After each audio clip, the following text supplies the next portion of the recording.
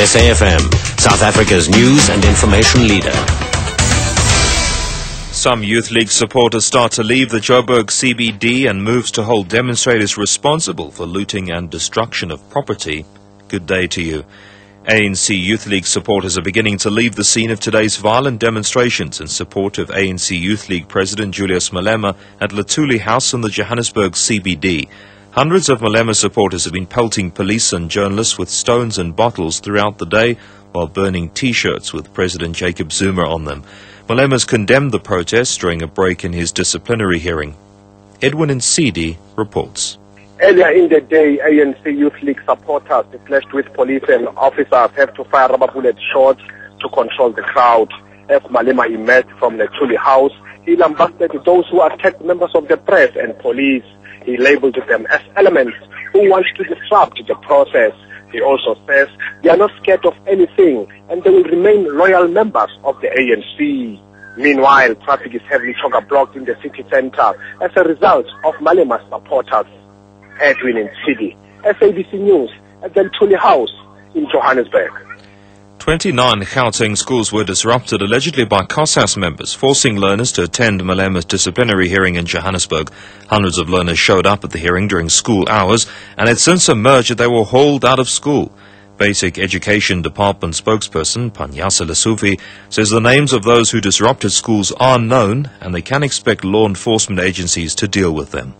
As I said, we've zeroed in those that we know are culprits. There are potential culprits that normally do these things when there are this kind of event. So we knew where to look at. And unfortunately, they fell nicely in our trap. And we have no choice but to hand over to the law enforcement agencies to deal with them. We will never be a mercy on them. Definitely. Not this time. The Police Ministry is considering reviewing the Gatherings Act to hold people responsible for vandalizing property during strikes. Speaking at the National Conference of the South African Local Government Association in Durban, Police Minister Nadim Tetwa said tougher laws and harsh sentences have to be imposed to curb vandalizing property and intimidation during industrial action. Whilst we respect the fundamental rights of workers to embark on protected industrial action, however, in no way do we condone the destruction of property, intimidation and attacks on individuals. Those are simple criminal acts. And people who are involved in this criminal activity must expect to meet with the full might of the law. The KwaZulu-Natal Department of Human Settlements has welcomed the arrest of a Durban businessman for allegedly defrauding the department of over 87 million rand. Raj Kapoor Lakraj was arrested by the Hawks and appeared on the Durban Commercial Crimes Court today. He was released on 200,000 rand bail. Provincial Human Settlements MEC, Maggie Govender, says Lakraj faces 148 charges ranging from fronting, abuse of black economic empowerment legislation and payment for services not rendered. All of these corrupt practices were impeding service delivery. It's not this one company alone. There are others, and it's not just companies, it's also officials in our department who have been colluding, supporting corrupt practices. This is the first of other action that will be taken, and it's not restricted to the contractors. We will be taking action against officials as the investigation uncovers the guilty parties, and there will be internal and criminal action against them as well. Economic Development Minister Ibrahim Patel says job creation is too sluggish and needs to be speeded up if South Africa is to achieve the new growth path target of 5 million jobs by 2020. He was briefing Parliament's Portfolio Committee on Economic Development.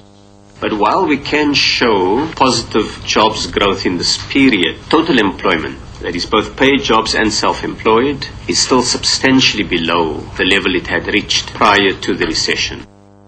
Only the Libyan transitional government has given pro-Gaddafi forces until Saturday to surrender their last stronghold in Sirte.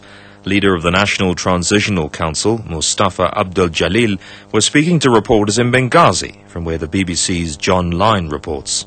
Abdul Jalil said they were still negotiating with tribal leaders for the peaceful surrender of Colonel Gaddafi's hometown and stronghold of Sirte, as well as two other last holdouts of Gaddafi forces, Bani Walid, southeast of Tripoli, and the southern oasis of Sabha.